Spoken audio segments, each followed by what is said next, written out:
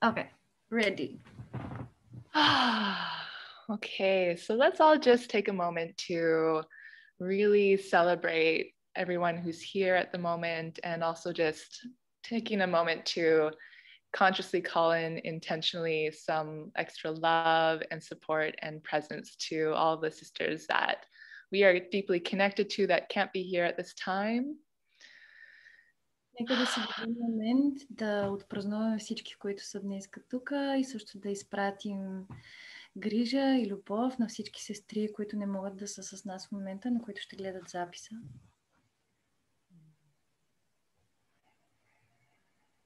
Just beaming them this extra beam of light from your heart.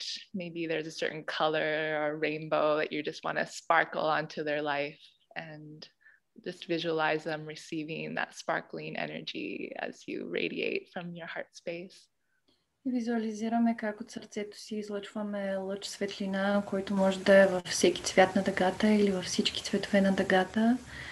Виждаме или усещаме как те го получават и внасяме повече светлина в деня им, в времето, в което ще гледат записа.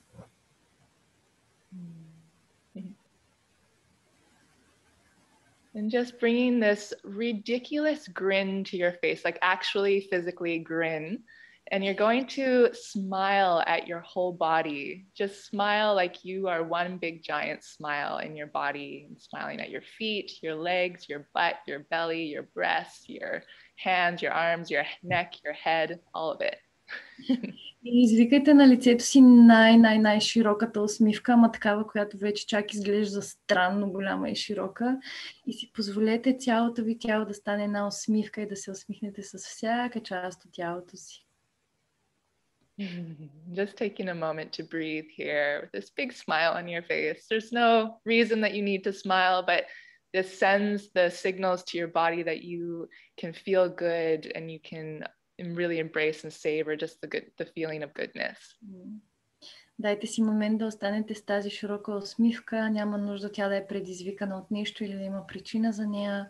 Когато се усмихваме, изпращаме сигнали на тялото си, че има причина да сме щастливи, има причина да се чувстваме добре и да ни е сладичко и мекичко. Okay, and take one more deep inhalation, big belly breath. Вдишваме дълбоко от корема. And exhale.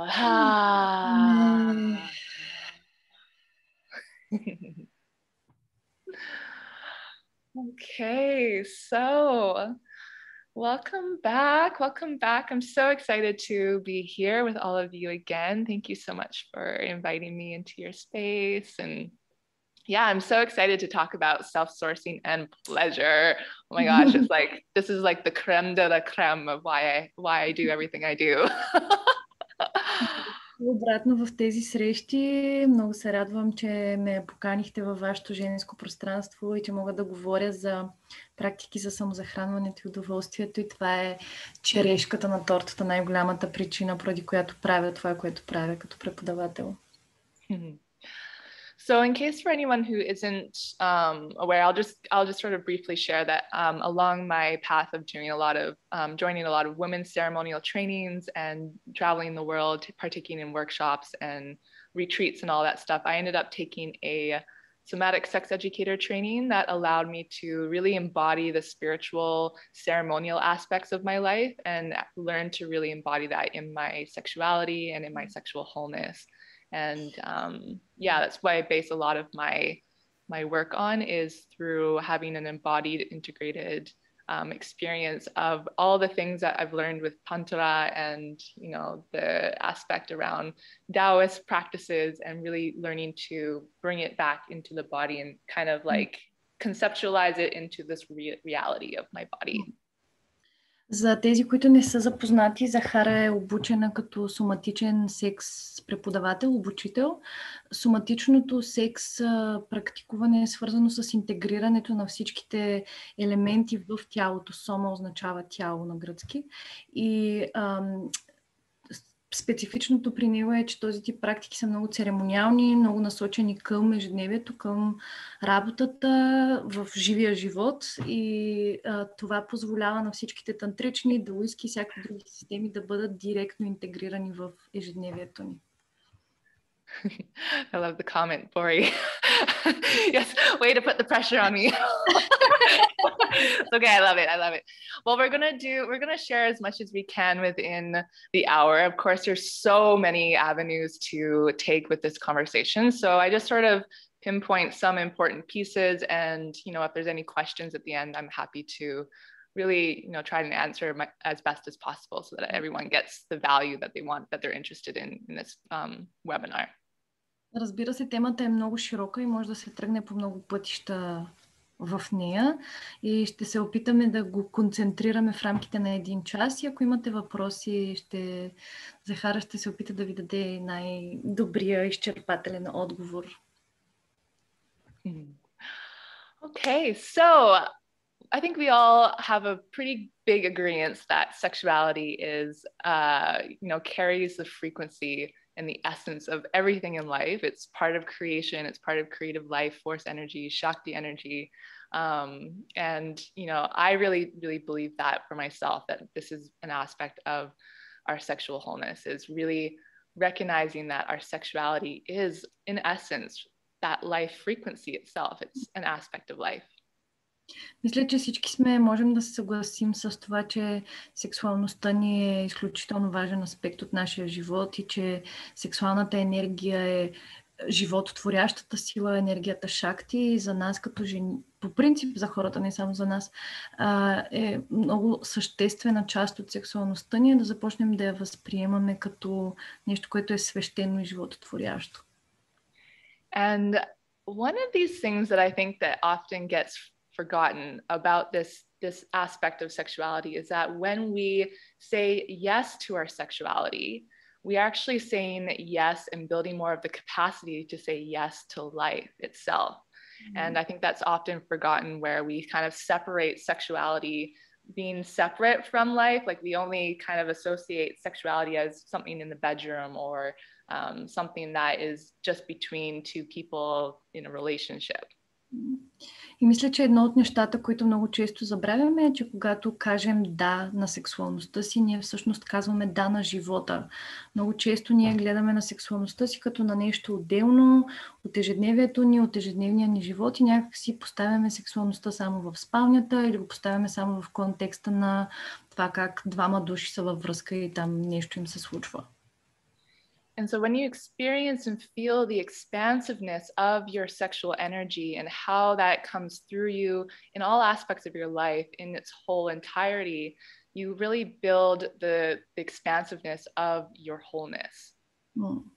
И когато си позволим да преживяваме това усещане за сексуалната енергия, която се разширява и разпръсква и отваря нови измерения в живота ни, ни позволява да внасяме повече енергия в живота ни, имаме по-голяма връзка с собствената ни цялост и с това разширение и отваряне към собствената ни цялост. And pleasure is an extension of that wholeness. It's an extension of being connected to that life source energy. И удоволствието е продължение на тази цялост. Това е продължение на връзката ни с тази живототворяща сила. And so I have this life philosophy, that pleasure is more than just the feel-good sensations that we get from sex. And it's actually something that extends way beyond that. Pleasure, in my opinion, are those moments that we get to really savor.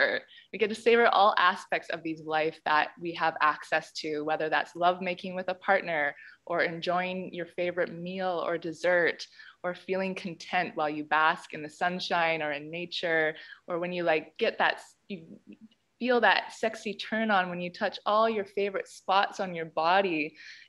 Pleasure is that part of us that we get to feel turned on in because it's the part of our DNA that makes us feel good no matter what we're doing. И част от моята философия е, че аз не възприемам удоволствието като някакви само хубави усещания, които ни се случват по време на секс.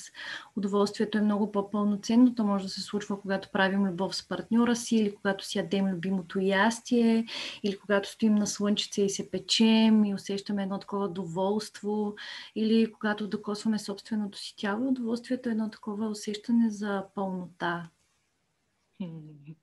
And so one thing that I really enjoyed about my somatic sex educator training was learning how pleasure actually kind of works in the body on a scientific level. And I won't get too much into the science details, but when we activate pleasure in our bodies, it activates these neural chemicals in the brain that fills up our brain with oxytocin, dopamine, serotonin, PEAs, and all these other endorphins that allow us to feel love and connection and an overall sense of thriving. И едно от най-интересните неща за мен от моето обучение като соматичен секс преподавател беше да изследвам как на чисто физиологично ниво удоволствието влияе на тялото ни, как това се свързва с чисто научно обяснението за това какво влияние има удоволствието. И всъщност, когато ние имаме удоволствени преживявания, мозъка ни отделя редица хормони като допамин, окситоцин, серотонин и различни ендорфини, които ни създават усещане за сигурност, за свързване, за любов в собственото ни тяло, в собствения ни мозък. And so pleasure is that part that really establishes that inner sense of thriving, the inner ecology to thrive within our bodies and in our life. И удоволствието е като почвата, която ни позволява да се свържем с това усещане за вътрешно разцъфване, за разцъфването на живота, за това протягане и разгръщане, което можем да преживеем в живота си. And part of the path of being an integrative and holistic somatic sexual healer, or even just having sexual wholeness, is that I think a large part of that journey is to recognize that when you experience any sort of strong emotional states or dysregulating stresses or trauma and experiences of disconnection from yourself and others, that all of those things get locked and stored as tension and blocks within our tissues. In our actual cellular tissues in our body. Едно от нещата, които научаваме като холистични, сексуални, соматични преподаватели, фасилитатори е, че когато преживяваме усещане, някакво травматично преживяване или когато сме в стресова ситуация или когато в живота ни се случва нещо, което ни отдалечава от удоволствието, тези преживявания буквално се заключват в тялото ни под формата на клетъчно, телесно, физическо, тъканно напрежение. And yeah, I think a large part of this path is that when you learn to that sexual healing is more than just about sex and sexuality. It's really a whole broader context of integrating all aspects of our life emotionally, psychologically, and physically. And that could be in relation to our relationships, to our business and career, to the aspects of our communication and our expression and our creativity in life. Like, it's so interlinked and connected. And a part of that sexual healing is to learn how those pieces connect with all areas. В интерес на истината, сексуалното лечение само по себе си не е свързано само с секса или с сексуалността. То е едно цялостно реинтегриране на психоемоционални и физически аспекти от нас, които могат да се проявяват тотално в други среди отвъд секса. Могат да се проявяват в творчеството ни, в творческото ни изразяване, в комуникацията ни с хората, в бизнеса ни. Реално сексуалното лечение ни показва на практика как всички тези елементи са взаимосвързани и ние не можем да ги отделим и да ги разграничим едни от други. And this is common for women especially, and I've noticed it in my own personal experience and just with doing bodywork sessions with other women. But a lot of these tensions that we experience with trauma or disconnection or emotional pain, they get stored and locked deeply in our pelvis and in our cervix or in the energy in the area of our cervix. И много често това, което се получава при нас като жени, това е моя личен опит и наблюденията ми от работата, е, че тези напрежение, това напрежение, което се получава, когато имаме травма или когато сме в някакъв емоционален дистрес или когато сме имали усещане за откъсване, те се натрупват при нас в зоната на тазовото дъно и натрупват се на много, много дълбоки места, като цервикса и всички тъкани около цервикса. And, you know, sometimes without even realizing it, even these microaggressions or traumas that we experience, we don't even realize that they get stored into our pelvis. And so that can create pelvic pain. It can create like a misalignment in your posture and spine, which can move different parts of your pelvic floor. And that can also create physical pelvic pain. There's so many aspects to these things that we store in our body, and specifically with women, I notice that there's a lot of that gets stored in our sexual hips and in the way that we carry all of our energy, source core energy. Не е задължително тези преживявания да са много силни, травматични. Понякога е достатъчно някакво събитие на микроагресия да предизвика такъв тип напрежение в таза, и при нас като жени много често това, което се случва, е, че това напрежение се проявява под формата на болка в тазовото дъно или изместване на позицията на таза, и много лесно, ясно при жените се вижда дали има такова насъбрано напрежение в таза от начина, по който таза е разположен, от начина, по който се движим, от начина, по който се свързваме с тази зона в тялото си, по който се движим или не се движим от нея.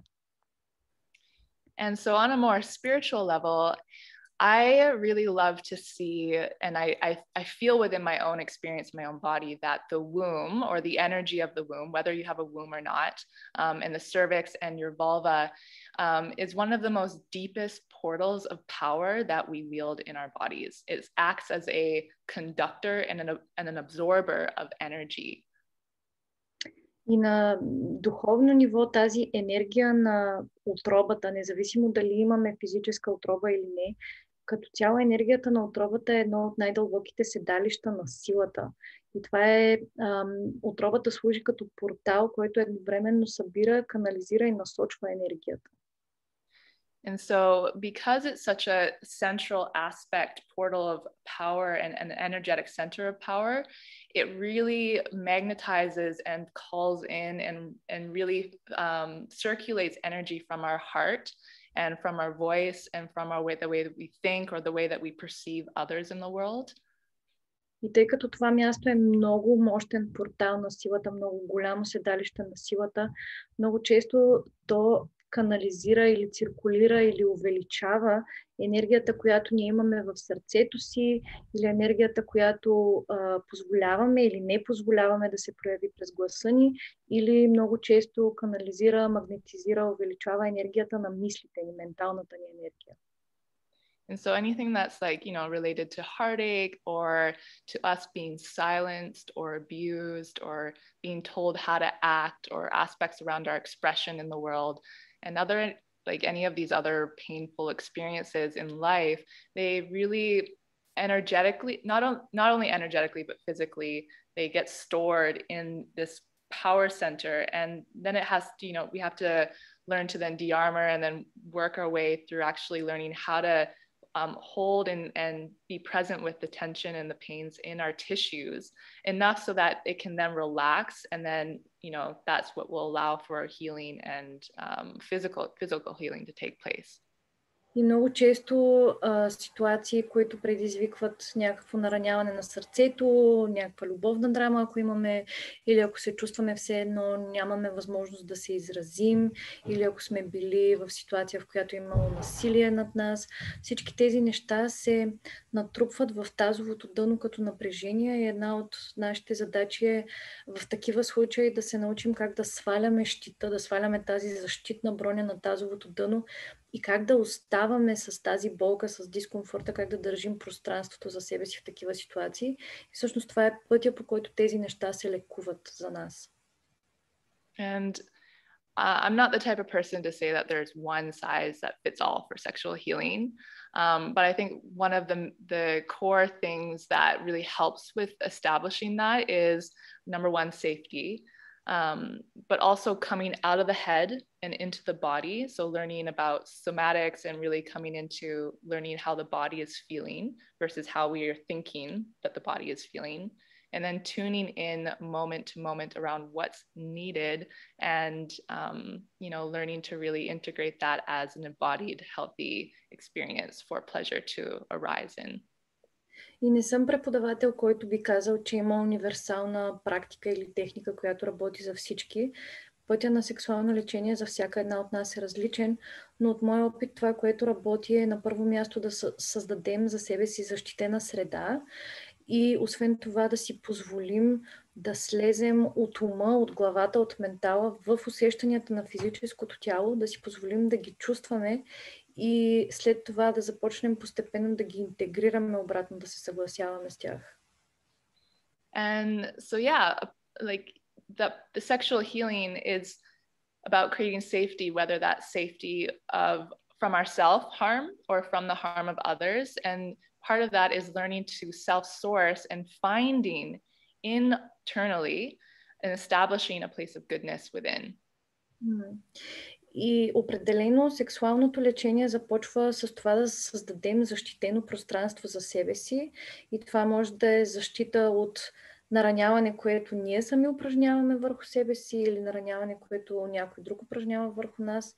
И голяма част от сексуалното лечение, след като сме създали защитено пространство, е да започнем да работим с практики за самозахранване.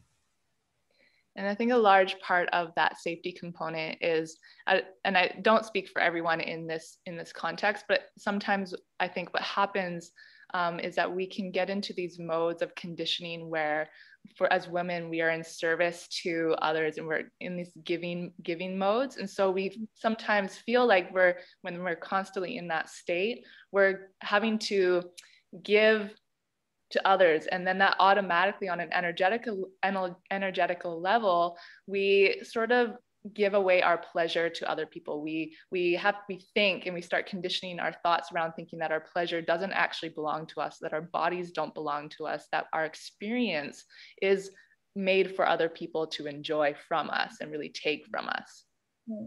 Това, което много често се случва при жените е, че ние живеем, което може да не е валидно за всяка една от нас, която е тук, но много често жените живеят в един такъв модел на даване, на обгрижване на другите. И по този начин, когато ние сме в едно постоянно даване, обгрижване на света, на другите около нас, ние започваме да даваме удоволствието си, в нас се изгражда един модел на вярване, че нашето лично удоволствие не ни принадлежи и то е създадено, за да обслужва нуждите на някой друг.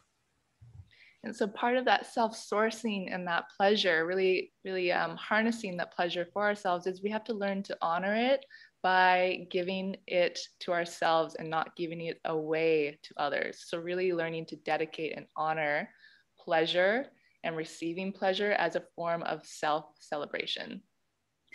И практиките, които са свързани с самозахранване, тяхната цел, начина по който се случват е, че ние се учим да си даваме удоволствие на себе си за самите нас и в моментите на удоволствие наистина да го почитаме това удоволствие, да му се наслаждаваме, да му се отдаваме и да знаем, че то се случва за нас и да празнуваме това преживяване на, че правя нещо, което ми носи удоволствие и това удоволствие е само за мен.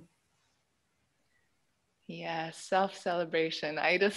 Whenever I think about pleasure, I just really feel it as a way of celebrating it as this, this sacred prayer of remembrance in my temple body and in this life. And that's part of the ways that I really enjoy rethinking pleasure as an aspect of my life, is really seeing it as a sacred prayer to gift to myself.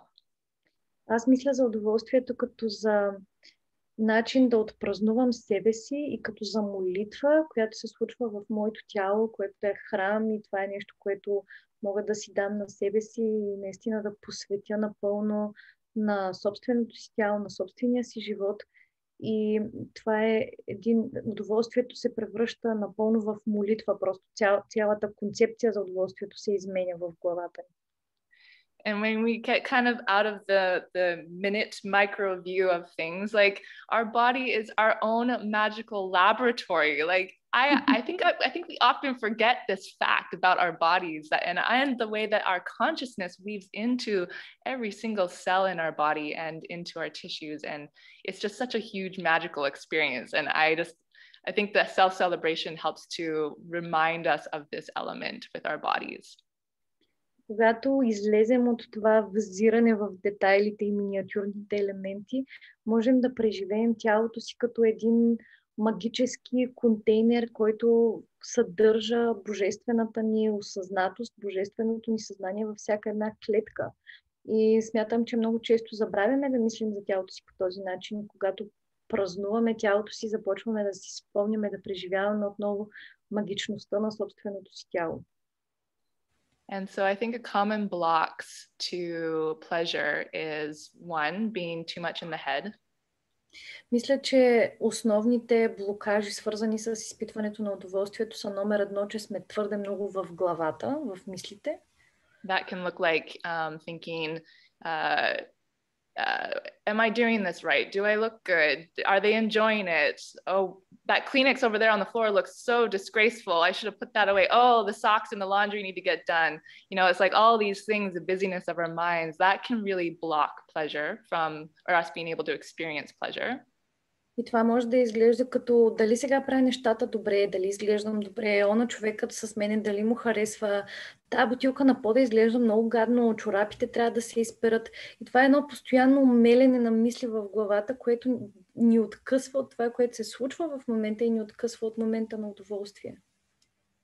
Another block to experiencing pleasure is overgiving too much to others, that you have a hard time switching to the role of receiving and conditioning around giving. Yeah, we'll just stop there, that one. Друг голям блокаж е това прекалено даване на другия човек и в такъв случай много често се получава една трудност да превключим към момент на получаване. Тоест, толкова сме влезли в ролята на даващия, че не можем да си позволим да получим. And sometimes in this conditioning of being overgiving to others and not really giving to ourselves, we kind of energetically can create this hardness around being around our worthiness and deservingness to receive. And that can feel vulnerable as fuck when we actually like let someone in and start to let others in to receive that. So yeah, that can be a hard one, a hard block to pleasure. Много често това, което се получава, ако сме влезли в такова състояние на прекалено даване, е, че се получава едно втвърдяване около собствената ни концепция за стойност и не си позволяваме да допуснем някой, защото не смятаме, че сме заслужили, че сме стойностни, достойни да получим. И може да е изключително трудно да допуснем който и да било да ни даде каквото и да било в такива ситуации, защото просто има една стена около нас. Apologize for the vulgar language too. Sometimes I swear. I find that sometimes vulgarities work best to describe what's needed in this day. So sometimes to let someone is vulnerable. Yeah, vulnerable. Anyway.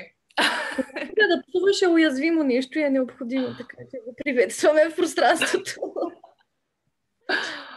Another block to pleasure, or a common one, is body image challenges and self-negativity. Друг голям блокаж около получаването на удоволствие е собствената ни визия за това как изглеждаме и мисли за нехаресване на тялото. Проблеми с собствената ни концепция за това как изглеждаме. Pleasure is in a way like almost a friend. So if we are in an environment in our body where we are hating on our bodies, or we think that our bodies are ugly, or we're comparing ourselves a lot to other people, and we have all these really negative self-thinkings and thoughts about ourselves, that is not creating an ecology or a thriving environment for pleasure to flourish in. Удоволствието е един вид като приятел и когато ние мразим тялото си или изпитваме някакво недоволство от него или постоянно го сравняваме с телата на другите хора, това не позволява една добра вътрешна екология за удоволствието изобщо да съществува, да вирее в нашето тяло и то не може да се прояви. So another common block to pleasure is being too serious about your sexuality or even sex itself. Друг голям блокаж, свързан с удоволствието, е това да сме твърде сериозни за собствената си сексуалност или твърде сериозни по отношение на секса изобщо. I think people in this state, they can kind of lose or limit all the variety and the choices that they get to experience with their pleasure because they're kind of maybe they don't actually know how to create that variety, or that they don't really value the variety that is possible because maybe they haven't experienced the effects of how that variety can really benefit them. Мисля, че много често съвременните хора нямат достъп до цялата палитра от удоволствени преживявания, които могат да имат, защото или не си позволяват, не знаят как да го създадат тази палитра, или въобще не знаят за нейното съществуване. Представата им за удоволствието е много тясна и концентрирана в едни проявления.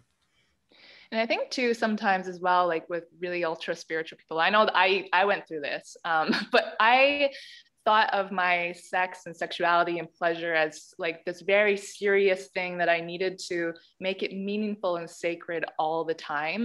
And that put a lot of pressure, like high standards and pressure on my partners or potential partners. And I think that can really take away from the aspect of being able just to enjoy all of the things within our sexuality when we make it too much about like the meaningfulness and the ritual and like much eye gaze for an hour before I mean, it's all really beautiful and great. But I think there can be a balance with inviting and welcoming playfulness and erotic innocence and really inviting that into your experience. И мисля, че това, което много често се получава с свръхдуховните хора, е, че те влизат в една такава свръхсериозност за сексуалността си, че всичко трябва да е такова значимо и ритуално и много важно и много такова наситено с смисъл и плътно. И това ни отдалечава от еротичната ни невинност и от игривостта. И аз самата съм преминала през такива преживявания, в които смятах, че сексуалните контакти винаги трябва да са много такива наситени с да се взираме в погледа си един час и след това да се случва всичко останало. И това поставя едни безкрайно високи стандарти за партньора и отдалечавани от цялата палитра и от игривостта и от спонтанността на ситуацията.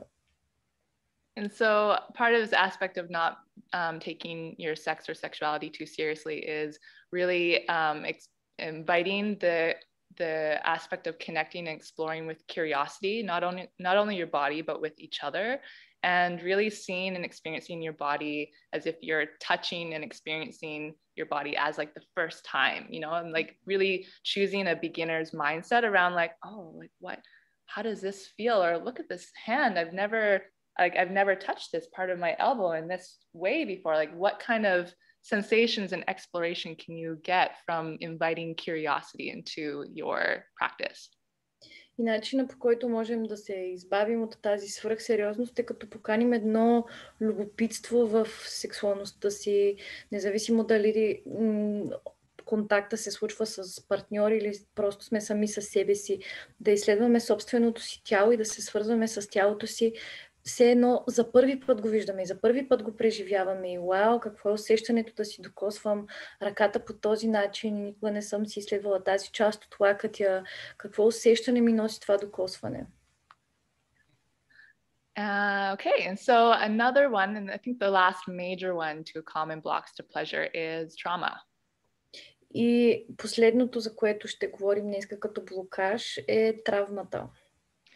And there's so many layers that we could discuss around trauma. That's a whole entire webinar. But I think one aspect to trauma that is sort of gets unnoticed or unrecognized within the way we experience our pleasure is that many women experience the fear of death in relation to their sexuality because of the mass repercussions of generational abuse, like the witch burnings, the shame, the religion, the social ostracization, the physical violence, et cetera, even if we haven't personally experienced these things ourselves, over the years, we internalize the collective experience, like sexual repression of that.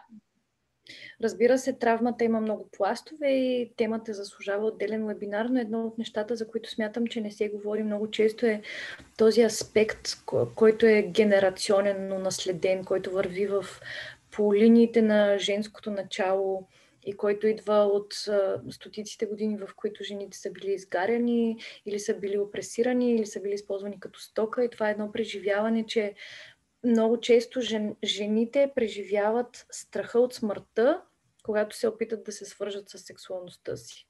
Тоест секса може да се преживее като страх от смъртта, да има такъв аспект или елемент от него. And these on a subconscious level can lead to feelings of brokenness, unworthiness, undeserving, victimization, powerlessness, feelings that everything is a struggle, health issues and inadequacy. И това на подсъзнателно ниво може да отключи мислоформи и поведенчески модели от типа на счупена съм, не заслужавам, не си струва, всичко се получава с голямо усилие, може да се прояви като здравословни проблеми или неприятни ситуации в живота ни, т.е. не е ограничено само в контекста на сексуалността ни, може да се прояви във всички аспекти на живота ни. So part of healing trauma, there is a time and a place for certain layers of that healing where the story of the trauma is really important to acknowledge and to honor and give space for. Начинът, по който се лекува травмата, не се случва наведнъж. Травматичните преживявания имат пластове, които се отключват или отварят за нас в определени моменти. И едно от най-важните неща е да признаем и почетем историята за нашата травма. Then there comes a point in that healing when we have to sort of take ourselves out of the story and learn to kind of heal what's happening in a current reality in the present moment on a cellular level. Има един момент от лечението, в който все едно трябва да се извадим ние от тази история, да спрем да я преживяваме и да започнем да работим с това, което се случва в момента като преживяване в нашето тяло. And so part of that is to kind of do a mind shift around healing trauma not being about the pain and the suffering of that experience, but about really feeling some of the deepest and darkest corners of our humanity, of our reality, of where people hide and of disconnection, and ultimately returning to a state of aliveness and celebration. И много често лечението на такива травматични преживявания не е свързано с това да излекуваме болката или всичките негативни преживявания, които имаме, едно изместване на фокуса към това да преживяваме, може би, най-дълбоките и най-тъмните части от нашата човечност, от нашата човешка природа и да постепенно да си позволяваме да преживяваме откъсването, липсата на свързаност и по нашия начин да се върнем обратно към живота, към това усещане за живец. And so a large part of that is what we would call the path of purification, which is about uprooting all the gunk in order to really create the spaciousness for goodness, sort of like cleaning house and really releasing and completing the stress cycles of how the traumas got stored in our tissues and making room for the experience of pleasure to exist and thrive. И това е свързано с така наречения път на пречистването, при който все едно буквално трябва да извадим всичките мръсоти от тялото си, за да създадем пространство за красивото за живота. И това е един процес на постепенно осъзнаване на местата в тялото ни, в които е натрупана травмата и как можем да извадим това напрежение от тялото си от тези места. And so pleasure will not arise in our bodies unless we feel safe, not only with ourselves, but with others. So we have to really start learning how to create safe environments for us to be able to relax in, not only with our connection in our relationships, but also in our physical spaces, but then also internally as well, like the ways that we push and disconnect aspects of pain in our body or in our experience. Sometimes we just want to ignore or repress or shut down these aspects that we feel. But cultivating safety and spaces for that safety will allow pleasure to really come through. Не е възможно удоволствието да бъде пробудено в телата ни, ако ние не се чувстваме защитени. И това усещане за сигурност, за защита има много пластове. То се случва на физическо ниво, в пространството, в което сме, случва се в отношенията ни с партньора или в отношенията ни с другите хора, в връзките ни, в свързването ни със света. Случва се, разбира се, с самите нас, като едно позволение да се отпускаме, т.е. да си създадем сами за себе си пространство, в което може да си позволим да сме отпуснати, но на вътрешно ниво се случва, когато си дадем позволение сами на себе си да чувстваме, да преживяваме тези аспекти от нас, които сме ги натикали някъде и отказваме да ги видим. И когато им създадем защитено пространство, те си намират пътя да се реинтегрират обратно. And so I would love to share 11 helpful tips for resourcing pleasure. И искам да ви споделя 11 съвета как да се свързвате с удоволствието. And so one of the helpful resource tips for pleasure in regards to this aspect of safety is taking small incremental steps towards what you want. Един от тези съвети за как да се свързваме с удоволствието и да създаваме защитена среда за себе си е да правим миниатюрни крачки към това, което искаме.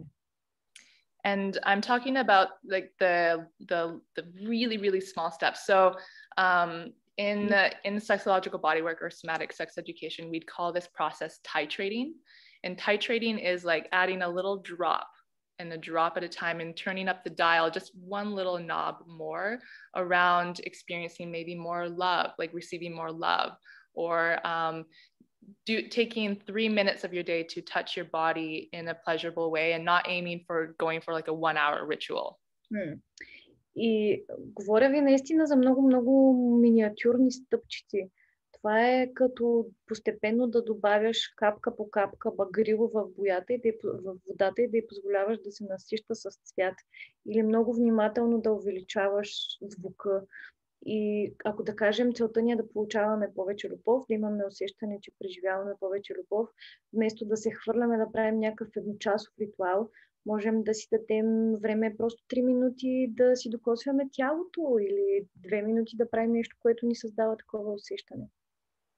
So, for example, if someone wants to finally experience butt pleasure and butt orgasm, and they want to really explore that area, instead of going full force, being like, okay, I'm going to go to the sex toy shop, buy the toy, and then later on that evening, like, all right, let's just put it in. No, we're just going to go to the shop, get the toy, and then connect with the toy, like put it on an altar, and then just like tune into the consciousness of your toy and like just spend an evening doing that instead of working with it right away.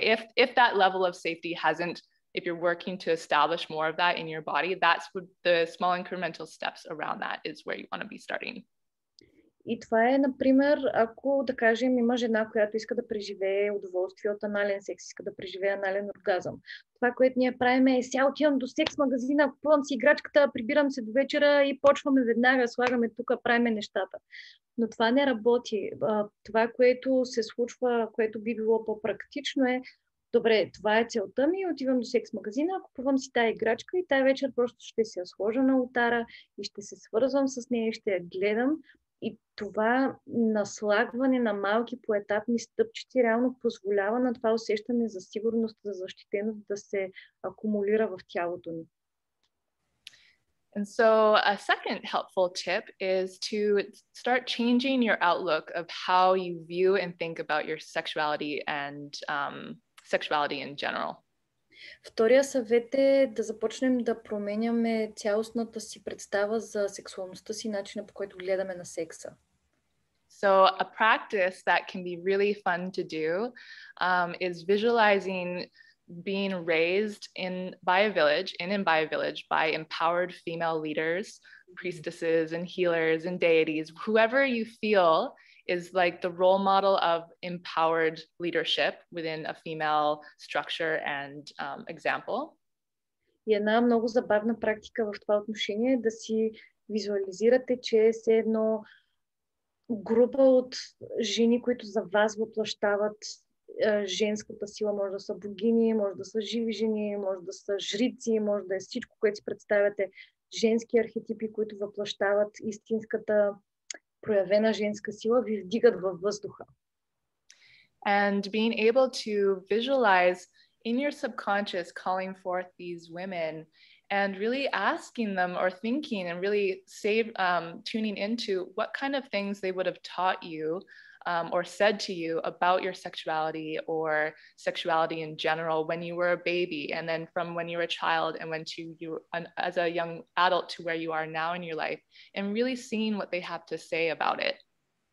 И когато се свържем с тези аспекти, да визуализираме или да им позволим да ни научат, да им зададем въпроса вътрешно на какво биха ни научили те по отношение на нашата собствена сексуалност от началото на живота ни, през детството, през ранното юношество, тинейджърството, до момента, в който сме сега. На какво биха ни научили, какво биха искали ние да знаем за собствената ни сексуалност, тези жени. And also tuning into what would it feel like inside of you to grow up with these people guiding you and leading you and teaching you and empowering you. И да преживеем какво е усещането да имаме в себе си това водачество, какво би било усещането наистина реално да сме израснали с това лидерство, с този тип знание. I think it's so beautiful to tune into this particular practice because we can really allow ourselves to choose our narratives when we build the consciousness within ourselves to actually give us more choice and freedom to empower ourselves in the narratives that we carry.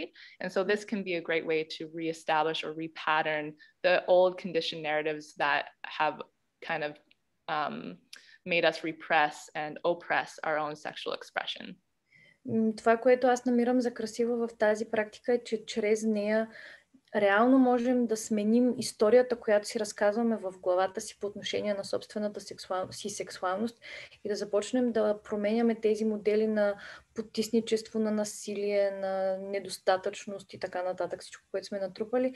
И през тази практика можем да започнем да избираме нова история, която да си разказваме в главата си, да се свързваме с сексуалността си по тотално нов начин. And so a third helpful tip is what we call in somatic sex education, or even just somatic work in general, is sensate focus. И съвет номер 3, който много се използва в соматичната работа, е сензорен фокус. And so sensate focus is the aspect of doing a body scan and tracking your sensations in your nervous system, and sensations being like descriptive words of what you're feeling, like sparkliness, openness, expansion, heat, jolting or electricity. Like all of these are descriptive sensations that you can identify. Начинът, по който се случва тази практика е, че сканираме тялото си и се свързваме максимално плътно с реалните физически усещания, които имаме в тялото си и се доближаваме максимално, опитваме се с думите си максимално да се доближим до тези усещания. Усещания в тялото могат да са за отваряне или затваряне, за тежест, за лекота, за електричество, за гаделичкане. Търсим такъв тип неща, да стигнем до това ниво на свързаност с тялото си. And so, yeah, tracking your sensations moment to moment, that will help to bring your focus out of the mind and into the body. And what happens with pleasure is that pleasure, we have a whole nervous system, the vagus nervous system, that connects from our genitals, our vulva, all the way up to our brain. And so when we track our sensations, we are tuning into that aspect of the brain that connects to our nervous system or our gut brain. И това, което се случва по време на тази практика, е, че реално сваляме съзнанието си от ума, от ментала, надолу в тялото. И по този начин се активира една много специфична връзка между тялото и ума, която реално при нас минава през вагус нерва. Вагус нерва е един централен нерв, който свързва влагалището с задната част на мозъка, с старата част на мозъка.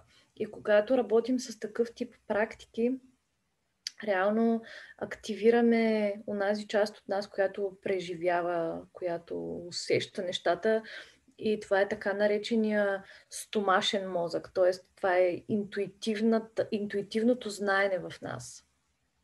And sensate focus is this practice of rewiring the neural pathways in our body that connect and light up new neurons in the brain that activate, all those chemicals that we mentioned earlier, the oxytocin and the PEAs and dopamine and all of this stuff. И през такъв тип практики можем да репрограмираме невронните пътеки, по които преживяваме себе си. По този начин да позволим на мозъка ни да синтезира, да отделя повече от тези хормони, за които си говорихме. Хормоните на удоволствието, окситоцин, допамин, серотонин. And so when we get to a point when we haven't connected to pleasure or goodness in our body, what happens is that when we try to connect to it again, when we've gone through long sort of dry spells or periods of time when we haven't connected to that goodness, it can feel hard to connect to the sensations at first. И когато дълго време не сме били свързани с усещанията в тялото си, когато дълго време сме били в такива сухи периоди, в които съзнателно или не сме си отказвали достъп до цялата тая наслада, която е в нас, в началото може да е много трудно изобщо да усетим нещо, да се свържем с нещо. And it's really important when we are desiring to connect with more pleasure or more goodness in our life that we have to really retrain the nervous system to experience that. And so that might take practice and repetition and time and patience to really establish those neural connections in the body. But pleasure and the aspect of self-pleasure practices or mindful erotic practice is that when we connect with our vulva, those signals go straight into the brain. So that's like a direct route to be able to start overcoming these blocks of being able to experience pleasure and being able to even overcome mental health issues like depression or hopelessness and all of the stuff. И е много важно за нас да се научим да научим мозъка си да развива тези невронни пътеки на удоволствието, и това може да отнеме известно време, особено ако в началото не сме били свързани с това. Обаче на практика това, което се получава, когато имаме такава добра невронна пътека на удоволствието си, е, че когато имаме насладно преживяване на ниво влагалище, тези преживявания директно достигат до мозъка и активират толкова много процеси в нас на физиологично и ментално ниво, на ниво нервна система, които могат да доведат до лечението не само на психологически и психоемоционални проблеми, но и на чисто здравословни такива.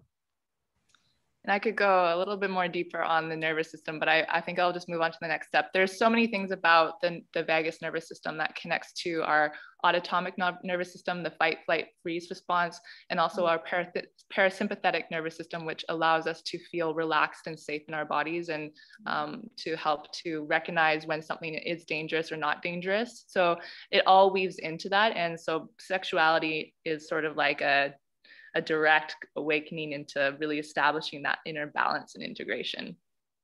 Мога още много да говоря по темата. Нервната ни система има много дялове и два от аспектите на нервната система, които са свързани изключително с сексуалността. Единия се нарича автономна нервна система, другия се нарича парасимпатиков дял на нервната система. И парасимпатиковия дял е обратното на този дял, който отговаря за бий се или бягай.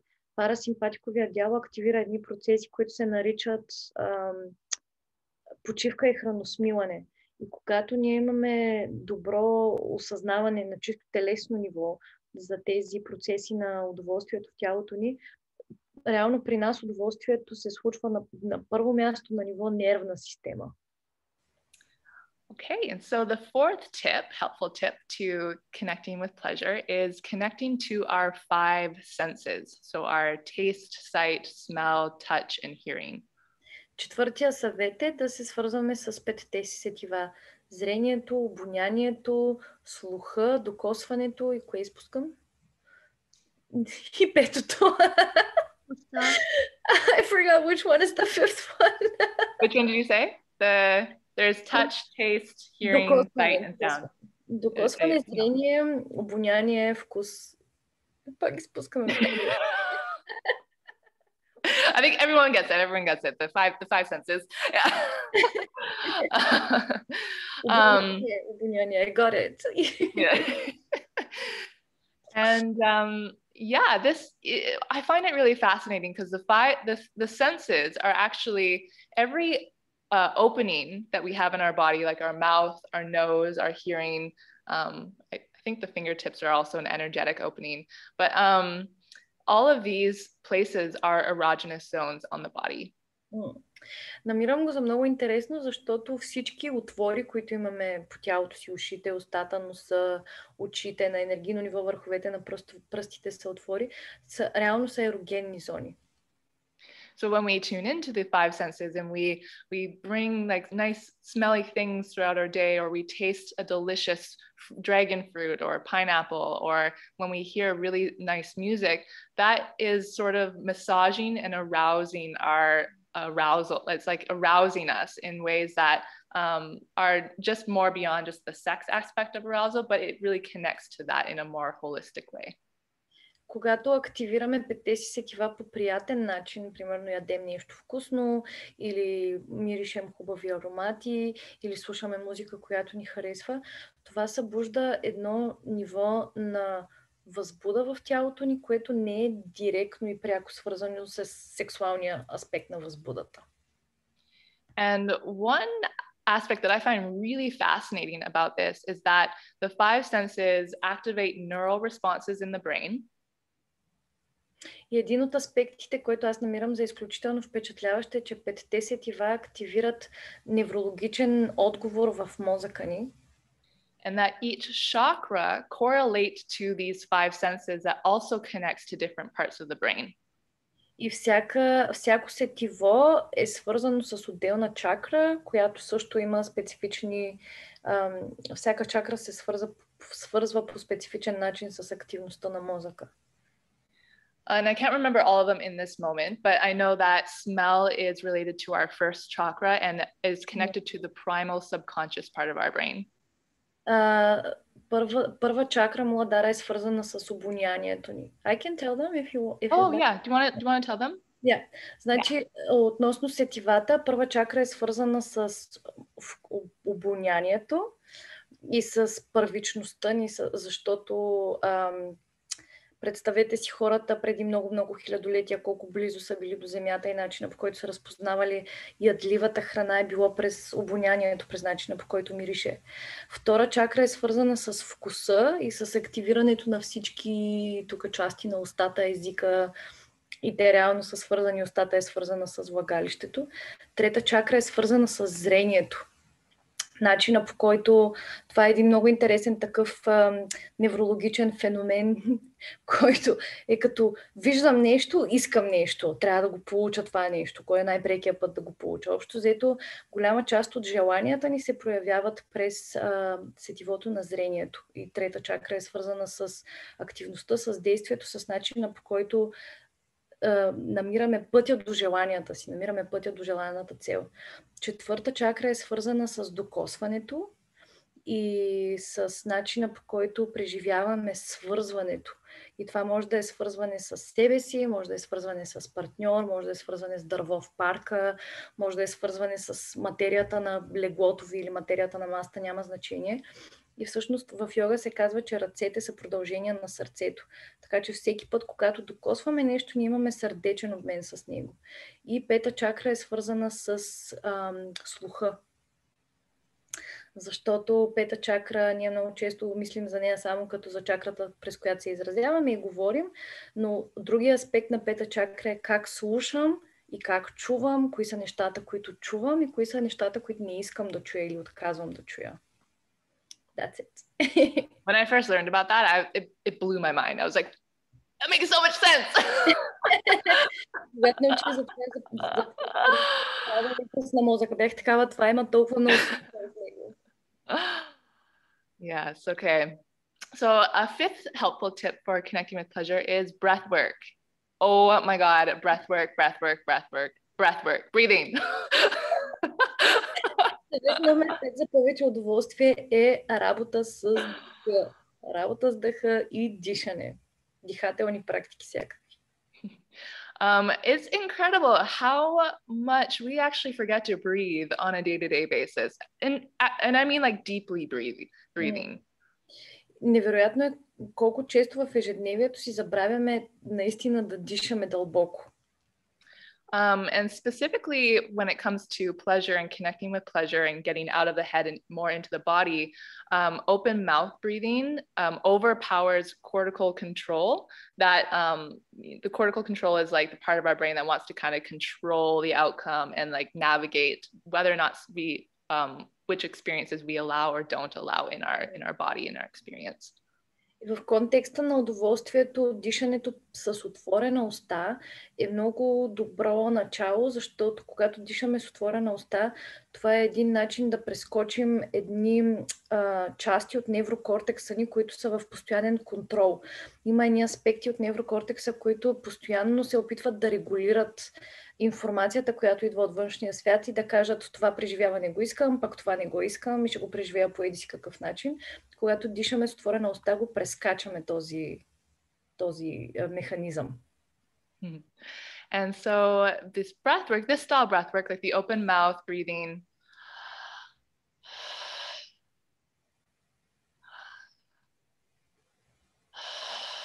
and doing a connected breath like that. You could go slower too, but if you're wanting to really activate it, sometimes doing a little bit more quicker, but that's best to be guided with. But that really helps to, is the key to allow us to surrender our internal control and be able to experience some of our greatest sexual experiences, which come from a state of being in surrender. И когато дишаме по този начин, по който Захара показа, разбира се, може да изберете и по-бавно темпо. Хубаво е да не бързате, да не забързвате много дъха, защото може да влезете в други състояния. Там е хубаво да има някой до вас, който да ви подкрепя и да ви води в процеса. Но да кажем, че изберете едно темпо, което може да поддържате. Това ни позволява да отпуснем това усещане за вътрешен контрол и да се предадем тотално на преживяването и може да доведе до най-великите ви сексуални преживявания в живота. Okay, and number sixth helpful tip is letting go of expectation and goal-oriented thinking. Номер 6 е да пуснем очакванията и да не сме ориентирани към целта. And so I think this one's pretty obvious, but when you're in this state of mind, you actually amplify the disconnect between your mind, heart, and sexuality. And having a goal puts this internalized pressure on your nervous system to have to like strive and tense up and get to this place of orgasm and destination that really kind of takes away from your body's wisdom and innate guidance that wants to be in the present moment. Това, което се случва, когато имаме твърде много очаквания или когато сме твърде ориентирани към някаква цел, е, че вместо да се насладим на това, което се случва в момента и да си позволим да преживяваме, първо на едно ниво увеличаваме липсата на свързаност между ума, сърцето и влагалището и на друго ниво си поставяме едно такова вътрешно напрежение, че трябва да получа оргазъм или трябва да ми се случи нещо или трябва да преживея нещо по конкретен начин и реално тотално прекъсваме връзката си с това, което се случва в момента. And so seventh helpful tip for connecting with pleasure is I find this particular practice really helpful if you haven't connected with pleasure in a long time and have almost resistance to it or even the desire to have it, but dedicating your experience to pleasure and goodness in your body and dedicating it towards something greater than yourself. So whether that's like for creating a healing vibration for the world or using it as fuel to create in a business or filling your own cup so that you can be in deeper presence and intimacy with your loved ones and children, like dedicating it so that it's not just, if you're wanting to really utilize it in a way of like from its purest form and sort of like devoting it to something that's really great and going to create healing for the collective. Седмия съвет, и аз го намирам за много полезен, ако дълго време не сме били свързани с удоволствието си и ако дори усещаме, че имаме съпротива към връзката си с удоволствието, е да отдадем това удоволствено преживяване на нещо по-голямо. И това нещо по-голямо може да е на бизнес проект, който имаме, може да е да го отдадем на лечението на света. Каквото и да е, когато е по-голямо от нас, това ни създава едно такова усещане, че реално тази енергия, която генерираме чрез удоволствието, тя не е самоцелно за нас, а се влива в нещо, което е много по-голям контейнер. И това позволява на тази съпротива да се изчезне. That one particular for me, I really enjoy for myself because that's actually awakened me up to the eco-sexuality aspect of my being. But yeah, we don't have to go into that. I love that one. That one's really great. Лично за мен това ми е една от най-любимите практики, защото ме свързва с този аспект на сексуалността ми, който е свързан с екосексуалността, т.е. как моята сексуалност е интегрирана в цялото и как взаимодейства с цялото. И как цялото това нещо е една цялостна екосистема, вътрешно и външно. That's amazing. That sounds... I've never thought about it that way. Yeah. Well, actually, the movement, the ecosexual movement was created by a woman named Annie Sprinkle. She was a sort of like one of the founders for sexological bodywork, and her partner would masturbate in nature and would dedicate their orgasms to protect this mountain that was going to be logged by big corporations. And so they would send their orgasms as a prayer for healing so that this mountain wouldn't be like demolished. Can you say her name again? Annie Sprinkle. Ани Спринкъл. Значи това движение за екосексуалност е създадено от тази жена Ани Спринкъл и нейния партньор, които са ходили заедно в природата и са мастурбирали и съзнателно са си отдавали енергията на оргазмите за тази планинска местност, която някакви големи корпорации са искали там нещо да я застрояват или да използват ресурсите и по този начин с енергията на оргазмите си се спасили. So if anyone wants to find out more about, it's super fascinating. And ever since I was like, I'm going to try that in nature. And I would like go swimming and like masturbate with seaweed. And I just would have the most amazing orgasmic experience. But we can go, like if anyone wants to hear about my ecosexual journey or about sexological bodywork, they can contact me or I can give you information for them to learn more about it. Ако искате да научите повече по темата, може да ни пишете и ще ви свържа с Захара. Boris comment, pushing this to Fridays for the future. Yes. Let me know. Keep me in the loop of your experiences. Okay, and so number 8 tip. I keep like doing this weird thing with my words. The 8th tip is learning to become your own best friend and your own best lover. Building sexual sovereignty. So key. Съвет номер 8 е да се научим да бъдем най-добрите си приятели и най-добрите си любовници. Това се нарича сексуален суверенитет и е ключово. So taking responsibility for your pleasure and the goodness that you feel in your body, like how you treat yourself is so important for pleasure and thriving to exist in your body and in your experience. And when we are when we look at the mirror and we see ourselves and we look at ourselves in disgust, or we think that we're ugly, or we're telling ourselves all these things that, you necessarily wouldn't say to a friend. So why would you treat yourself so poorly? Is part of the aspect of connecting with pleasure is really learning to discover what feels good for you and taking responsibility and giving yourself that experience of being your own best lover, showing up to yourself in that way. Това означава да поемем отговорност за собствения си вътрешен диалог и за собственото си удоволствие и да кажем, че имаме някакво преживяване, в което се гледаме в огледалото с отвращение или сме в някакъв негативен вътрешен диалог. Не бихме отишли да говорим така на човека, който ни е скъп. Не бихме казали тези неща на някой, когото обичаме. Тогава защо ги казваме на себе си? И когато си станем най-добри приятели и най-добри любовници, това означава да променим този вътрешен диалог и да поемем отговорност за нещата, които сами си казваме и да поемем отговорност за удоволствието, което сами си внасяме в тялото и да знаем, че ние сме източника. And so the ninth tip is to be able to really and truly, deep within your bones, give yourself permission to experience pleasure and sensuality. Деветия съвет е на най-дълбокото, истинско, автентично ниво да си дадем позволение да изпитваме удоволствие. And really giving yourself permission to use pleasure and sensuality as a self-care tool for your personal sovereignty, for your inner power. И да си дадем позволение да използваме удоволствието си като източник на грижа за себе си, т.е.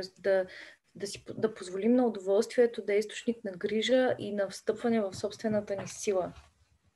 It is so important throughout the daily hustle and bustle of, being a mother or working two jobs or, establishing relationships that can sometimes feel stressful, or all the stresses in life. Like, it is so important to give yourself permission and space to soothe your nervous system when you feel overwhelmed. And pleasure and sensuality are really simple ways to connect to that sense of self-care. Изключително е важно в нашето натоварено ежедневие, в което има толкова много стресови фактори, да си даваме позволение да внасяме спокойствие в нервната си система. И удоволствието и чувствеността са перфектни начини да внесем това спокойствие. Can you give like a practical example of how you'd give permission to yourself to do that? Yeah. So how I've given permission for myself is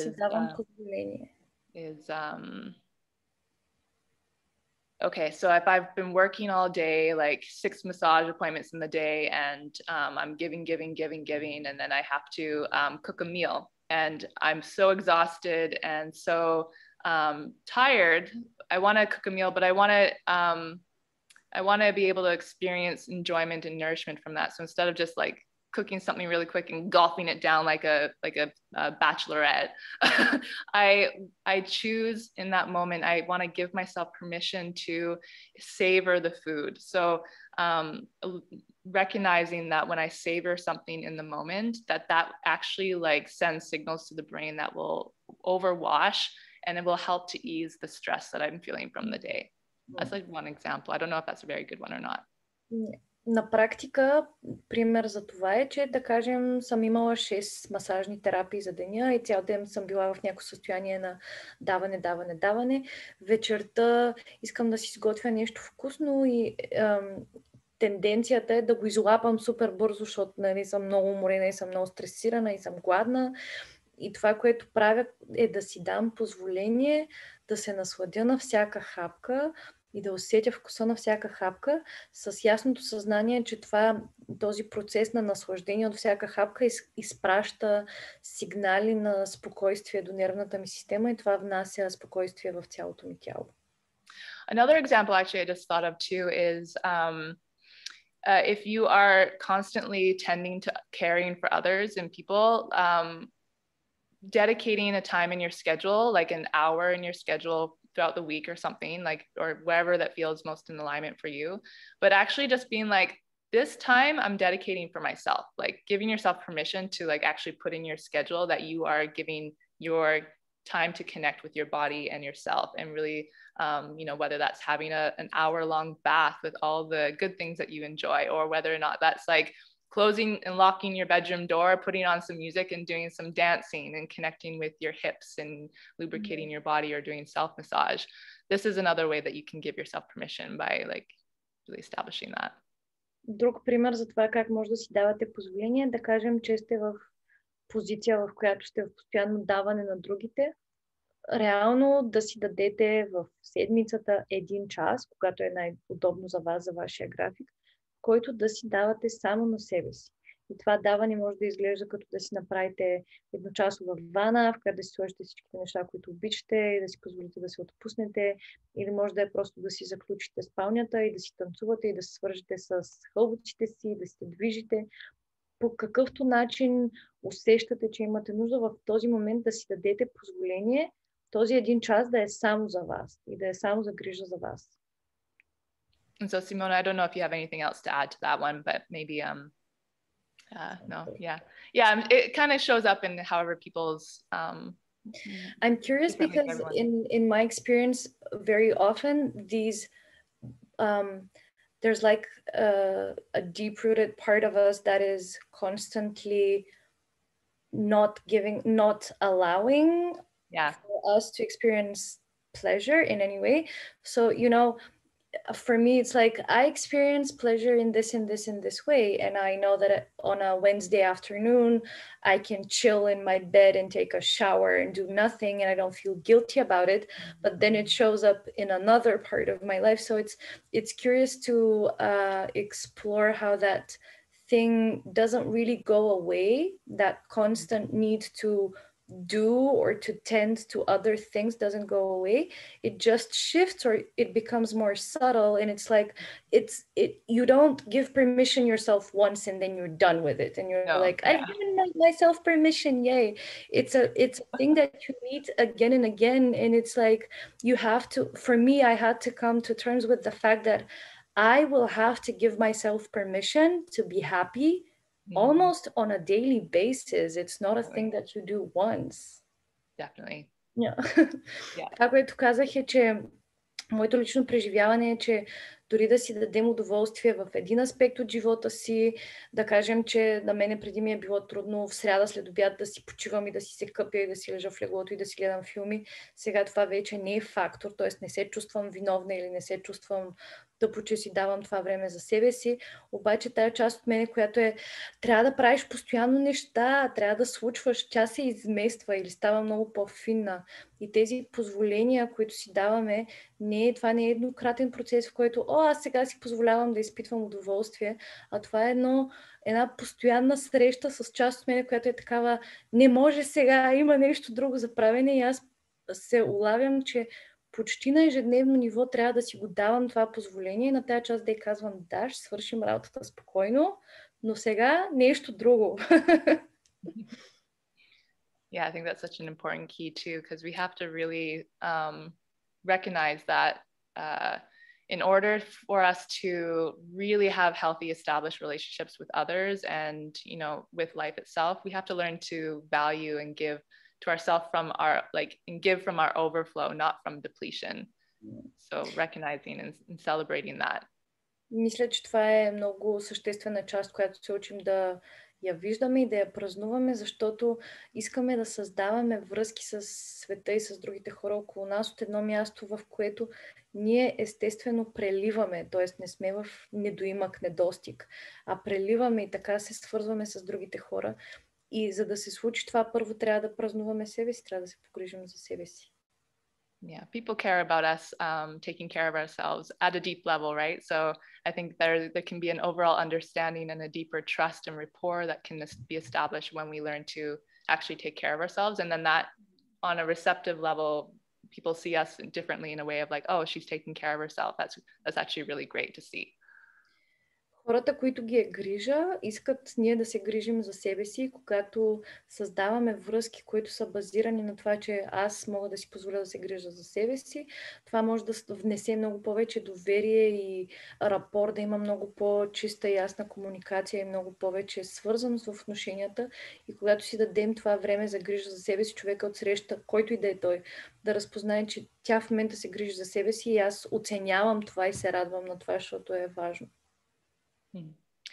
And so the 10th tip is using sound, breath, and movement. So we covered breath, but sound and movement are other key components for inviting pleasure in our experience. 10-тия съвет е да използваме звук, движение и дъх. Вече поговорихме малко за дъха, но движението и звука са също много съществени елементи от това да се свързваме с тялото си и с удоволствието си. There are so many clients that I've worked with that have mentioned that when they allow all different ranges of sound, not just the high-pitched moaning sounds of pleasure, but the actual deep, guttural, like raw, primal, like earth-rich, deep aspect of our expression and our sensuality and our way that we vibrate that in our being and ourselves, it actually adds to the pleasure and the sensational experience within our orgasm and in our sexual experiences overall. И звука е много широкоспектърно нещо. Ние много често, когато говорим за удоволствие, специално в контекста на звука, си представяме някакви такива високи звуци на пъшкане или на охкане, но всъщност звука може да е много земен, много плътен, много свързан с първа чакра и с ръмженето и с животинското в нас. И когато ние си позволим да го изразим това през звука, това изразяване може да допривнесе цяла палитра от преживявания в сексуален контекст за нас. And movement too, a very important key within that, because when we move our body, we allow ourselves to really like enjoy and follow the natural instinct of movements in our body that moves the energy of pleasure to like make it a whole body experience, and it takes it away from being ultra centralized in our genitals, and then it allows for that more expansion of a whole body experience of pleasure and sexuality. С движението това, което се случва е, че когато си позволим да се движим спонтанно, реално ние позволяваме на тази енергия на удоволствието да се движи в тялото ни и момента на удоволствие се преживява през цялото тяло, вместо да е концентриран и базиран само в тазовото дъно и да преживяваме удоволствието само на ниво полови органи. And so the final tip, the 11th tip, is to build a consistent self-pleasure practice. Consistency, and again, repetition of actually like having a practice to go to, not just like the doing the same thing over and over again, like the same touch, but actually like inviting a mindful erotic practice on a consistent level throughout your life that will really help to open up the body to access pleasure more easily the next time you go to access it. So for people who are feel disconnected or numb in their body around experiencing pleasurable sensations, the more you build on pleasure, whether that's like wanting to experience orgasmic energy or just overall like good sensations, not just feeling like nothing. But yeah, building an erotic practice and doing that all the time, like repetitively over time, is going to really help with experiencing pleasure. И последния съвет е да си установим за нас редовна практика на удоволствието, която се случва отново и отново и отново, като не е задължително тя да е еднаква. Целта на тази практика е да е съзнателна практика на еротичното, на чувственото, на удоволствието. И това, което се случва, когато се връщаме към такъв тип практики отново и отново и отново във времето, е, че с много по-голяма лекота встъпваме в удоволствието, когато живота ни предложи такъв тип преживяване и имаме много по-широк спектър от удоволствени преживявания.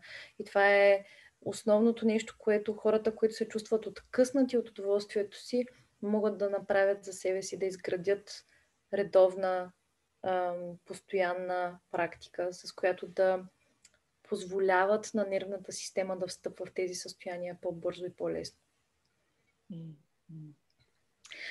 There is a comment in the chat box if you'd like to read it. Yes. I can't pronounce the name. Evgenia. Okay, so this is really interesting for me. It is a deep-rooted and very subtle ban on pleasure no matter what I do and think.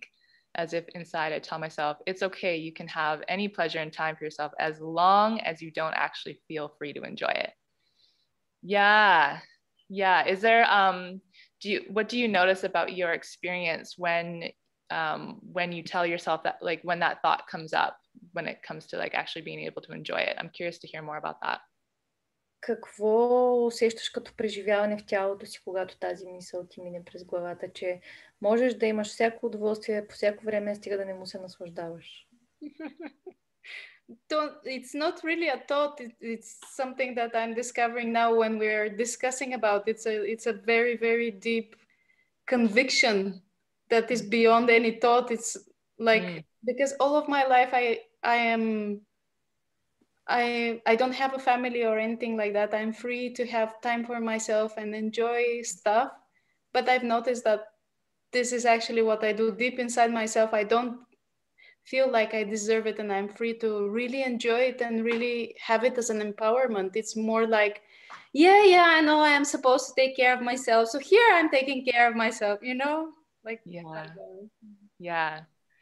Yeah, I think that can be rooted so much subconsciously for a lot of people. And that kind of ties back to what we were saying about the internalized collective sexual shame or guilt, or just the things that get woven into our collective experience, and really learning how to do a little mind shift, like repatterning how we think about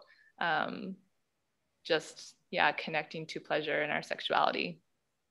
Мисля, че такъв тип убеждения, които са, да бе, ето сега знам, че трябва да се грижа за себе си, хубаво, добре, ето грижа се за себе си, много често са свързани с тези колективни, подсъзнавани модели, които ние носим през времето и които идват от поколенията преди нас. И в този случай нашата цел е да променим фокуса, да изместим фокуса. Yeah, be curious to feel into like what that is within your own personal experience. Like why is it that ban like comes through, like, you know, that internalized banning of actually enjoying and feeling free in your pleasure and sexual experience, and just finding out like what is it about the unworthiness or deservingness piece that you feel like you could invite more of in order to really heal or integrate those pieces of unworthiness and deservingness in your life. И това, което можем да направим в такива случаи, ако преживяваме такава вътрешна забрана, е да станем много любопитни кога се проявява, как се проявява, какво е нашето лично преживяване за нея и как можем да поканим тези части от нас, които я преживяват тази вътрешна забрана, да им направим повече място, за да им дадем възможност да се реинтегрират обратно в телата ни и в преживяването ни. Yeah. Who else experiences that internal banning? I discovered, I mean, it doesn't show up exactly like that, but I discovered a part of me that is it's kind of the same thing, but on the other end of the spectrum, where it's like so much pleasure, like what am I gonna do with it? It's like immense amounts of how am I going to embody all of it? Like, what do I do? It's like, it almost, there are moments when it feels like there's this stream of pleasure of life, and if I let go completely to it, it's like gonna take me somewhere that I have zero control, you know? It's like the river is gonna throw you somewhere you don't even know where it is. And I discovered that because there's part of me that still like wants to hold tight to it, I kind of try to like narrow it so that it feels more manageable. And for me, those micro steps that you talked about really helped, because I do it in a way unknowingly that it's a practice in somatic sex healing, but it makes perfect sense because I cannot take it all in at once. So I started taking it moment by moment by moment in little increments, and it's like, thank you very much for showing me that there's this possibility of experiencing so much, but I can't handle it, so could you please like dial it down? При мен се случва нещо, което е малко обратното, но аз го виждам като в същия край на спектъра. Има такива моменти, в които толкова много удоволствие и живот преминава през тялото ми, че съм такава, къде да го събера това нещо, какво да го правя, моля ви се, не мога, не знам. И започнах, защото когато е толкова много, реакцията ми преди беше тотално да се заключа и да му кажа не, няма да те преживявам, защото е твърде много, или да се опитвам някакси да го режа, да го навигирам, да го контролирам. И това, което на мен ми помогна, е тези малки стъпки, за които Захара говори, просто да си давам да си давам позволението нещата да не се случват веднага като експлозия в пълната им мощ, да са по-мъничко, на час по лъжичка и да е такова на парченца, които могат да поема и могат да им се насладя напълно. И това с времето започна да ми разширява капацитета да го поемам това нещо. Yeah, and also maybe getting curious too about seeing how, like, where if there's any fear around actually letting yourself fully go, you know, and surrendering into that fullness and, you know, seeing where that leads you. And that factor of safety was really important for me to let go, especially that internal safety, because someone can be so gentle and loving and caring with you and create such a beautiful, safe environment for you. And they can tell you all the things that you've always wanted to hear in terms of you're loved, you're seen, blah, blah, blah, you know, all that. And they can truly believe it. But if you have not accepted that, if you haven't created that for yourself internally, you're not able to receive it. And it creates a huge disconnect with the other person because they find it very painful that their gift is not received. And I find it very painful that I can't receive it right now. So for me, the safety element was huge. It was a game changer, definitely.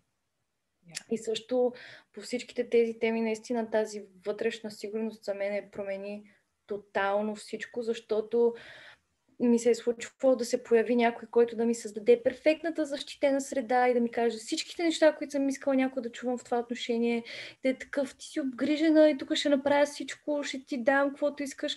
Обаче аз не мога да го получа напълно, защото нямам тази вътрешна сигурност изградена за себе си и на човека му става тъпо, защото той или тя не е задължително да е в сексуален контекст.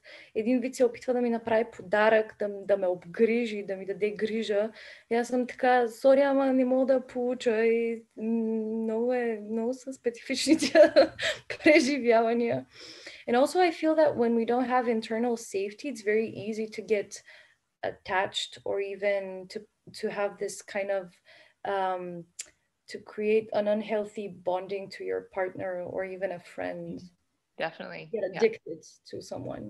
Yes, that's a huge one. That's almost like a whole other webinar.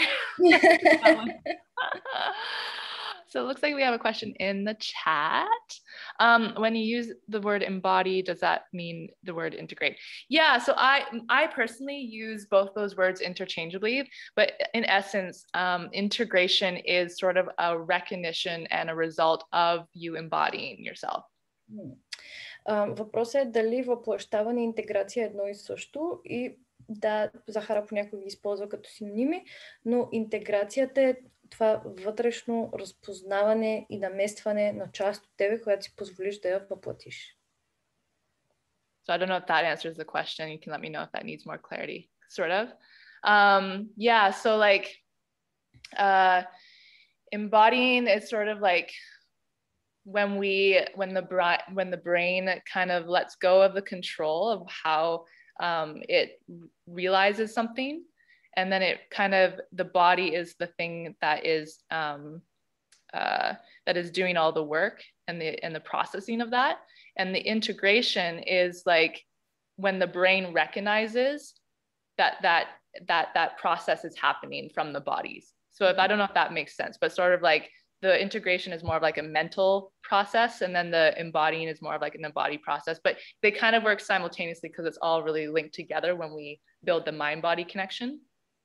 Значи, въплъщаването е момента, в който ума пусне контрола за това как преживява или възприема нещо и цялото преживяване започне да се случва само на телесно ниво, т.е. да е изцяло свързано с усещанията и преживяванията на тялото.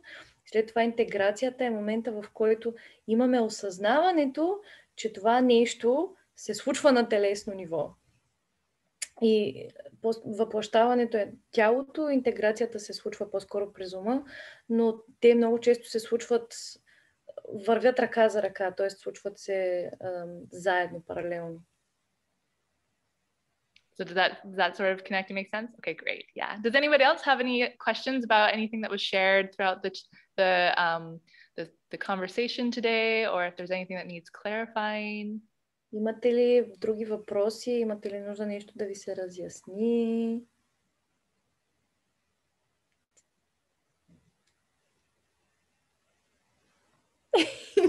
Yes, Imani, did you have a question?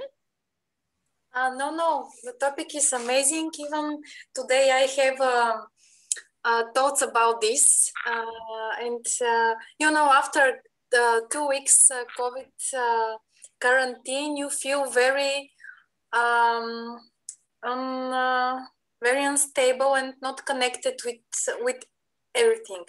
And I feel depressed, and even in my diary, I write about all the things you have talked today. And it was such a synchronicity. I'm so grateful that I couldn't.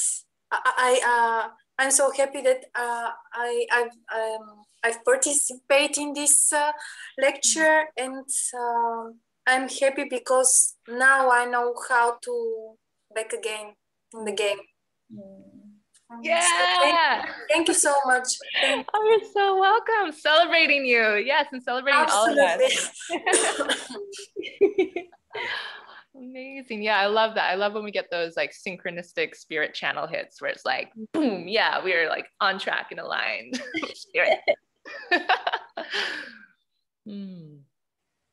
Amazing. So is there anyone else that has any other questions or any insights or things that they want to share from the experience? If there's any aha moments that anyone had, or what they most got from the conversation today, or anything similar to what Amani just shared? Имате ли въпроси или нещо, което искате да споделите? Може би сте имали някакви осъзнавания. Пространството е отворено за всичко, което искате да кажете. There are so many things to comment and to ask, and it's just too much. I have to work on that. I tend to, I'm one of those people that will like compound so much that sometimes I feel like I just automatically overwhelm people, and I'm learning to like bring it back a little bit. But I don't know, there's just a part of me that's like, no, let's fill every space with amazingness and curiosity and magic and all the stuff. So yeah. Yeah, well, I'm always open to carrying on conversations outside of these containers as well. So, you know, if you ever, and I'm sure Simona has so much this inner wisdom as well. Like, you just are a priestess that is embodying the deep magic of this. So yeah. So funny, because for me, it's like, especially in terms of self-sourcing and self-pleasure and all that, I discovered it through trauma, through assault, through being raped. And there was a period of time around a year when I was like, I can't be in the presence of a man. I don't feel safe to be touched, to have dates, or to do anything. And I remembered how my sexuality felt before that, and I wanted to, I had that memory, I had that experience of what it feels like to feel good about your sexuality, and then I had that experience of what it feels like to have zero connection to it. And all of the things that you said, I discovered them intuitively. And I think trauma is huge, and it can be very painful, and it can freeze us into victimhood mentality or feeling unworthy and insecure. But it can also be like this amazing portal of us being connected to the great inner wisdom and discovering all these practices for ourselves. And then, you know, it's so cute because someone comes up and they're like, hey, by the way, that's a tantric practice or a Taoist practice. And you're like, I've been doing this for months. Like, that's amazing. And yeah, I feel like I don't wish it on anyone, but I've come to a place where I can be extremely grateful that this experience happened, because also, on the other hand, it brought so much variety to the way I feel about my pleasure in my body and my sexuality, and it's not limited to bedroom stuff. Yeah. So yeah, trauma is a great teacher. Yeah, for sure. And I think that rounds it back to the beginning of our conversation too. Like, when it comes to you know, if we've experienced trauma, which unfortunately most of the collective experiences it, like there's almost no avoiding it. And this is what I love about this kind of work, is that when we learn to actually like heal and mend these aspects of trauma, and then we share what the goodness of all the stuff that sexuality has to bring for the new generation coming through, and learning to really establish these healthier boundaries, these healthier ways of intimacy, these healthier ways of sexual sovereignty and self-responsibility of our bodies and the way that we show up. We sort of can limit how much trauma someone actually gets exposed to more sooner in the game, so that we don't have to go through all these really challenging processes through trauma. But as you're saying, at some point there does come a time when we've learned to honor the trauma and really feel and give it space to exist, and then moving beyond the story of it and how it's impacted us, and then learning to actually see it as a teacher and ways that we can learn from those experiences into more wholeness, into greater sovereignty. Yeah. And what I'm also discovering is that it's not a singular letting go process. Like, it's not, oh, I'm just gonna let it go, all good, we're fine, we're chill, I'm healed. It's like a thing that reemerges again and again, and you face it in so many ways in your life, and you get to reclaim more and more parts of yourself that you lost in that process. And you can like, that's actually mine, and I'd like to take it back, and it happens, and it's like so yummy and delicious. And with time it becomes a thing that happened, and it's not a thing that is happening to you on a daily basis constantly, because that's what happens with trauma often, is that you experience it every time it comes to your mind. Yeah. Да, това, което споделих, е, че всъщност моя път в тези практики за самозахранване и удоволствие беше много свързан с една много значима сексуална травма, която беше предшествана от някакви други по-малки събития, по-малки, но да, акумулираха се някакви такива неприятни преживявания. И аз тялото ми до такава степен се заключи, че аз не можех да си позволя да съм в една стая с мъж, не можех да си позволя да ме докосва мъж. Това ми се струваше адски болезнено и немислимо и ужасно. И единственият вариант, който ми остана, е просто да започна да си изследвам тялото и да му позволявам да си чувства и да си ги преживява тези неща, което беше дълъг път и все още той не е приключил, той никога не приключва. И това, което осъзнах, е, че травматичните преживявания могат да са огромен портал да си встъпим в една такава вродена мъдрост, защото много от нещата, които аз съм правила в активния си период на лечение на травмата, не са били прочетени в книга, ми са били просто неща, които се случват спонтанно, просто тялото ми достига до тях и после се появява някой и ми казва, между другото, това е тантрична практика или даоистка практика, и аз съм такава, аз това го правя от известно време, и разбираш как тези неща, те са системи, някой ги е описал, и в същото време те са мъдрост, която живее в тебе и е нещо, което ти го носиш, не е да прочета една книга и да го науча. И когато ги лекуваме тези травми за нас, разбира се, ние ги лекуваме назад за поколенията, които ги преживяваме, но ги лекуваме и за поколенията напред, и това позволява на жените и мъжете след нас да имат много по-малко достъп и досег до такива травматични преживявания и да живеят с много по-голяма сигурност и защитеност напред в живота си, което е супер. Okay, so let's all of us do 3 collective inhalations and exhalations with a sound on the exhale. And we're also going to invite some movement while we breathe, just some gentle movement, just to finish off our call and allow all of this information to integrate into our bodies.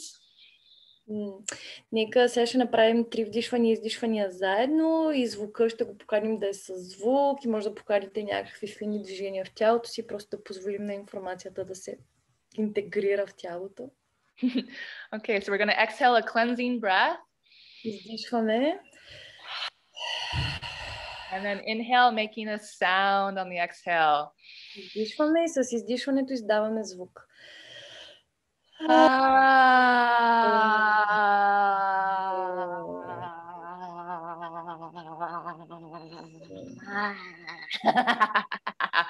And again, inhale. Още веднъж вдишваме.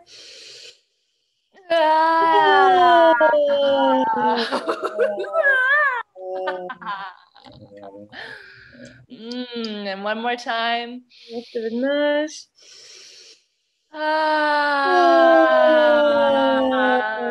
Feel the sensations of the vibration of the sound in your body. Feel it in your hips. На вибрацията на звука, усетете ги в таза си. Feel it in your belly, in your chest.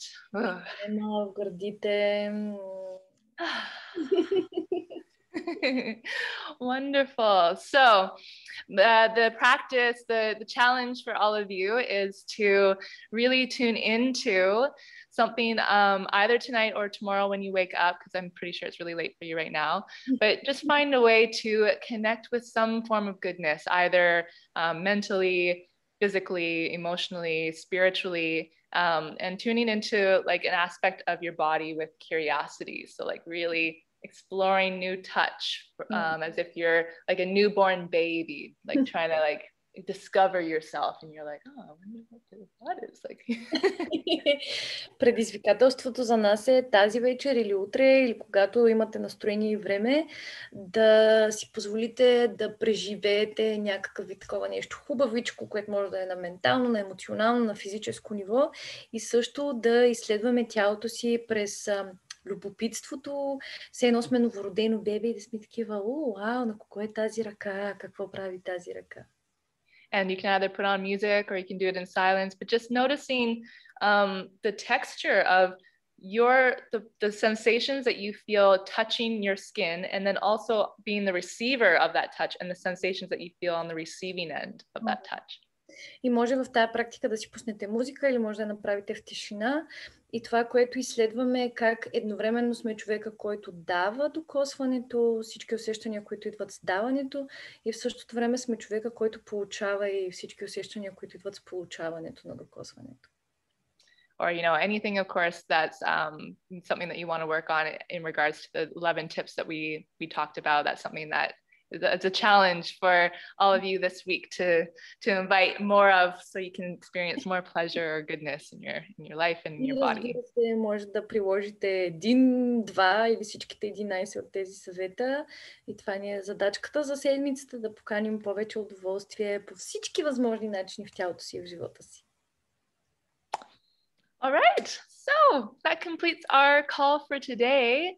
And yeah, I'm excited to gather for our last conversation next weekend. Feel free to send in your questions or, you know, specific things if you want to hear about for the next topic. And yeah, otherwise I'll just sort of free channel like how we've been doing. Това е за днеска. Другата седмица ни е последния разговор, който ще бъде на тема божествено изобилие и материална финансова свобода. Добре дошли сте да задавате въпроси, да ни пишете, да искате информация конкретно, да споделяте неща по темата. В противен случай, ако нямате въпроси, ще си го free channelваме, ще си го пускаме по поток, както правихме до сега.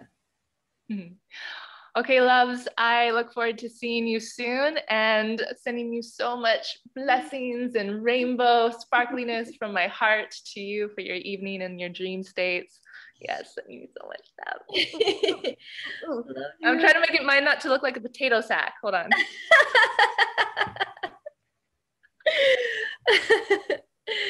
There we go. Oh yeah, that's a good one. Yeah, I like it. Oh, nice. Yeah, there we go. Got a little like a temple roof on the top. That's nice. It almost looks like a mudra. Yeah. Like Nice. Thank you. Have a lovely day. Yes, you too. Enjoy the rest of your nights and we'll see each other soon. Благодаря ви на всички. Много се радвам, че бяхте тук. Благодаря на всички, които гледат записа. Беше ми много приятно. Пак казвам, ако имате въпроси или коментари или споделяния по тази тема, по следващата, по предишната, отворени сме, говорете си с нас. Ние много обичаме да ни говорите. И желая ви лека нощ, сладки сънища. Ви пращам много топлички, гушкави поздрави от Троянския Балкан. Прегръдки от мене, благодаря. Hugs from me. Thank you so much, Захара. You're amazing and wish you all the best. Thank you. Yes. Kisses. Kisses for the feelings mutual. Bye. Thank you, Bye. Захара. Bye. Bye.